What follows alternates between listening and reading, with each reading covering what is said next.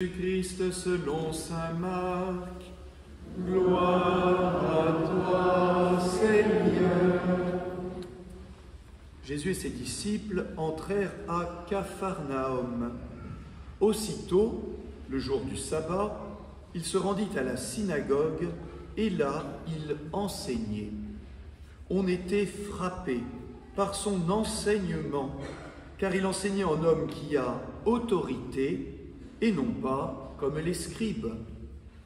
Or, il y avait dans leur synagogue un homme tourmenté par un esprit impur, qui se mit à crier « Que nous veux-tu, Jésus de Nazareth?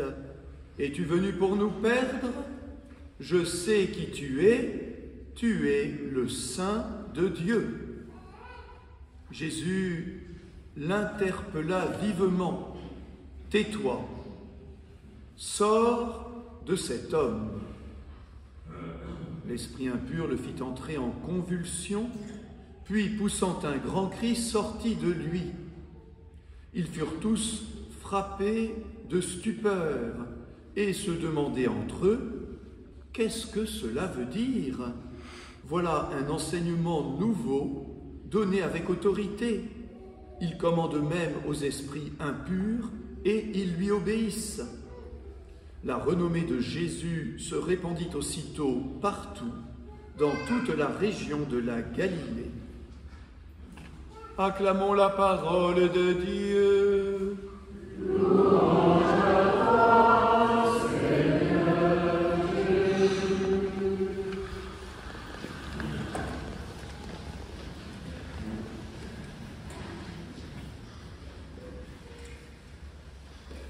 On va revenir quelques instants à Capharnaüm. Il y a 2000 ans, Capharnaüm, c'est resté un peu comme une expression de tous les jours. C'était une ville très désordonnée, un peu comme nos villes modernes, comme nos vies modernes. Et donc, le jour du sabbat, le samedi, eh bien, il y a des juifs pieux qui vont à la synagogue. Comme nous, le dimanche, nous allons à l'église pour la messe, comme d'habitude. On pourrait chanter comme d'habitude. Voilà. Alors, du coup, comme d'habitude, ils se préparent à vivre une heure de prière, comme nous on se prépare à vivre une heure de messe. C'est un peu la routine, comme d'habitude. On connaît un peu la chanson, on sait un peu ce qui va se dire, on sait un peu ce que va dire le chef de la synagogue ou le curé de la paroisse, comme d'habitude. Et ce jour-là, un inconnu, Jésus, mais il n'est pas encore connu, dit « Moi j'ai un petit mot à dire. » Ah bon, vas-y. Donne-nous un petit témoignage, peut-être quelque chose à nous dire. Jésus parle et les gens sont frappés. Mais il ne parle pas comme les scribes, il ne parle pas comme le curé, un peu comme d'habitude. Sa parole touche notre cœur. On est frappé, il a une autorité. Autorité. Ça veut dire quoi, autorité? Ça ne veut pas dire qu'il fait la police. Autorité, ça veut dire que sa parole va droit au but. Touche le cœur directement, surprend les gens, il n'a pas besoin de longs discours, il n'a pas besoin de longues explications. On se dit, mais quand Jésus parle, quand cet homme parle, on a l'impression d'entendre Dieu parler. Les prophètes parlaient au nom de Dieu, cet homme parle comme Dieu. Et on est frappé. Et puis il y a dans l'assemblée un homme tourmenté, ça veut dire un peu angoissé, inquiet, par un esprit impur. On parlera de cet esprit impur un petit peu plus tard. Et tout d'un coup, on a l'impression que cet esprit impur s'agite, parce que Jésus est là. Vous savez, parfois l'autorité, on la teste. À la maison, papa ou maman a dit « Non, à 18h, tu arrêteras et tu feras tes devoirs », et puis on teste un peu. 18h05, 18h10, 18h15, on continue à jouer, on teste l'autorité. Et là, on a l'impression que cet esprit impur teste l'autorité de Jésus. « Que nous veux-tu? Es-tu venu pour nous perdre? Que viens-tu faire ici ?» Et Jésus va chasser cet esprit impur avec beaucoup d'autorité. Vous savez, au temps de Jésus, il y avait ce qu'on appelle des sortes de magiciens, de chamans, de guérisseurs, qui disait « Oh, moi aussi je sais chasser les esprits impurs ». Alors il faisait de longues prières, il faisait de l'encens, il faisait payer beaucoup d'argent, puis finalement ça ne marchait pas. Et Jésus, il dit quelques mots. « Tais-toi, sors de cet homme ». Mes frères et sœurs, c'est ça l'autorité de Jésus. Quand il dit, ça se fait. On ne discute pas. L'esprit impur fuit. Le mal fuit devant l'autorité de Jésus. Et les gens sont saisis de stupeur. Non seulement quand il parle, quand il nous parle, on entend la parole de Dieu lui-même, mais quand il s'adresse aux esprits impurs, hop, aussitôt, ça fait de l'effet. Alors on pourrait se dire, mais qu'est-ce que c'est que cet esprit impur? Ah, alors un jour, un paroissien m'a dit, mon père, il y a quelque chose qui ne va pas, les prêtres ne parlent plus du diable. Alors on va en parler, puisqu'il en est un peu question dans cet évangile, puisque ça vous intéresse tant. Mais moi, Jésus m'intéresse davantage que le diable. Première chose, frères et sœurs, c'est qu'il ne faut pas être fasciné par toutes ces questions de diablerie et d'esprit mauvais ou impur. Ce qui doit d'abord nous intéresser, c'est Jésus.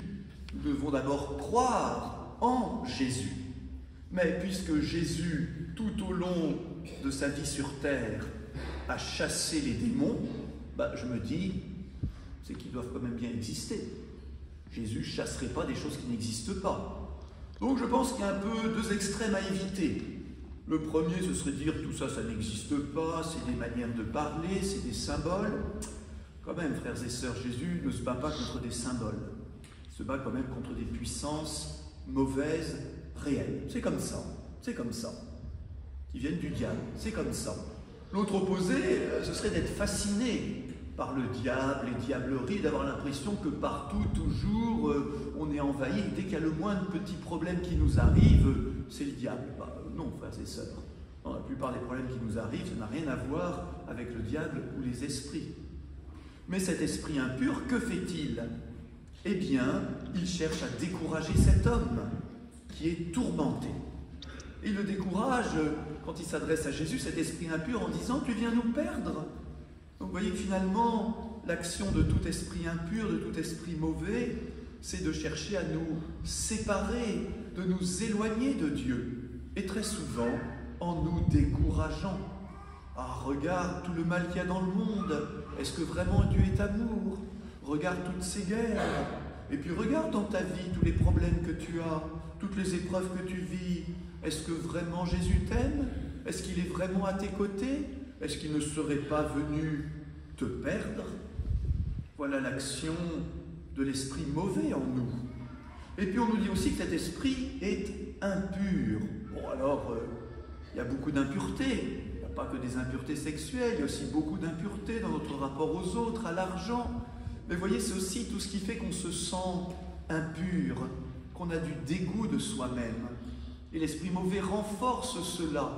Il nous dit, tu n'y arriveras pas, regarde, tu ne vaux pas grand-chose, cette mauvaise habitude, tu n'arriveras jamais à t'en séparer. Voilà, tu es prisonnier de ce vice, mais c'est bien fait pour toi. Donc le découragement, il est par rapport à Dieu. L'esprit cherche à nous séparer de Dieu, l'esprit mauvais, l'esprit du diable, mais aussi par rapport à nous-mêmes. L'esprit impur veut nous convaincre qu'on est condamné à l'impureté, qu'on n'arrivera pas à s'en sortir. Voilà l'action, hier comme aujourd'hui, de ces esprits mauvais, de ces esprits diaboliques. Alors, maintenant on va quitter Capharnaüm, on va arriver à Bagneux en 2024 et se dire, mais où la trouve-t-on, cette autorité de Jésus? Comment Jésus aujourd'hui continue-t-il de faire ce qu'il a fait à Capharnaüm et aussi dans toutes les villes de Galilée et de Judée? Mes frères et sœurs, nous le savons, nous le constatons, nous le vérifions, nous l'expérimentons. La parole de Jésus est toujours puissante. Elle est toujours puissante.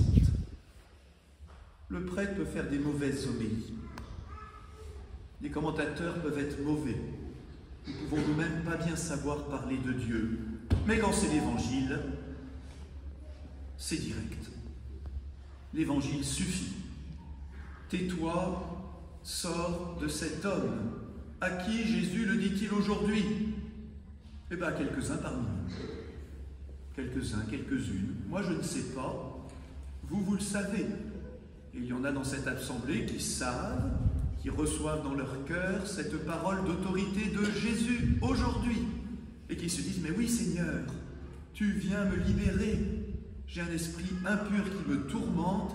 Et je comprends qu'aujourd'hui, c'est à moi, il y a cet esprit impur en moi, quelle que soit sa forme, que tu dis, tais-toi. Tais-toi, sors de cet homme, sors de cette femme. Et si on avait les yeux de la foi, et nous avons les yeux de la foi, ben nous voyons les esprits qui sont en train de foutre le camp de cette église. Ils s'en vont, ils fuient, c'est la débandade. Combien je ne sais pas, autant que de paroissiens, paroissiennes ici présents aujourd'hui, qui se sentent touchés et concernés par cette parole de Jésus aujourd'hui. Donc ce n'est pas tout le monde, mais c'est certainement quelques-uns et quelques-unes. Voilà, chaque messe, il y a une parole d'autorité de Jésus qui est donnée à l'un ou à l'autre. Et les autres, ben, on se réjouit de cela. Et dans la foi, nous nous réjouissons de ce frère, de cette sœur, qui aujourd'hui se sent libéré d'un esprit impur, qui d'une manière sans doute pas aussi spectaculaire qu'à Capharnaüm, le tourmente ou la tourmente. Mais il n'y a pas qu'à la messe, il n'y a pas qu'à l'église, il y a aussi en bien des moments, quand je médite la Bible et qu'une parole me touche, c'est une parole d'autorité de Jésus pour moi. Quand je prie et que tout d'un coup dans mon cœur, je comprends un message que Jésus m'adresse. Mes frères et sœurs, pour ça, et j'en termine par là, il faut quand même qu'on ouvre la porte de notre cœur à la parole de Jésus. Autant à la messe, que dans la prière, que dans toutes nos rencontres chrétiennes. Et quand on ouvre la porte de notre cœur, il va se passer deux choses. D'abord, Jésus va entrer. Bienvenue Jésus, j'écoute ta parole. Et puisque la porte est ouverte, l'esprit impur va pouvoir partir. Ça va dans les deux sens. J'ouvre la porte pour que Jésus puisse davantage entrer dans ma vie. Et j'ouvre la porte aussi pour que tout ce qui m'empêche de vivre, tout ce qui me rend impur, ces esprits, soit réels, soit parfois qui viennent de mon imagination, mais les faits eux-mêmes finalement, puissent sortir, partir, quitter. Et ça marche, parce que la parole de Jésus est efficace. Un dernier mot quand même, frères et sœurs, voilà, l'esprit impur part, mais Jésus nous avertit que parfois il revient. Bah oui, il connaît la maison, hein. Alors on l'a mis dehors, il n'est pas très content, il revient faire toc-toc à la porte. Donc frères et sœurs, dans notre combat spirituel, parce qu'en fait tout ce dont nous parlons depuis le début, à travers cet évangile, c'est ce qu'on appelle le combat spirituel. Et bien dans le combat spirituel, il y a des victoires grâce à Jésus, puis parfois il y a des défaites parce qu'on pensait s'en être sorti, et puis plus tard, le même esprit de découragement revient. Mais frères et sœurs, c'est la vie. Il ne faut pas nous décourager que parfois l'esprit mauvais, l'esprit impur qui avait été éloigné de notre vie revienne. On va à nouveau faire appel à Jésus et recommencera à nouveau cette parole puissante. Parfois on est débarrassé pour toujours, tant mieux. Gloire à toi Seigneur, mais parfois ça revient. Ne nous laissons pas décourager quand nous rechutons, quand nous retombons dans le même découragement ou les mêmes travers ou les mêmes vices ou les mêmes impuretés. À nouveau, la parole de Dieu agira, à nouveau le pardon sera donné, et à nouveau la parole puissante du Christ dira « Tais-toi, sors à nouveau de cet homme, de cette femme, car il m'appartient, par le baptême je l'ai sanctifié, et toute ma vie nous serons protégés par le Seigneur. Amen. »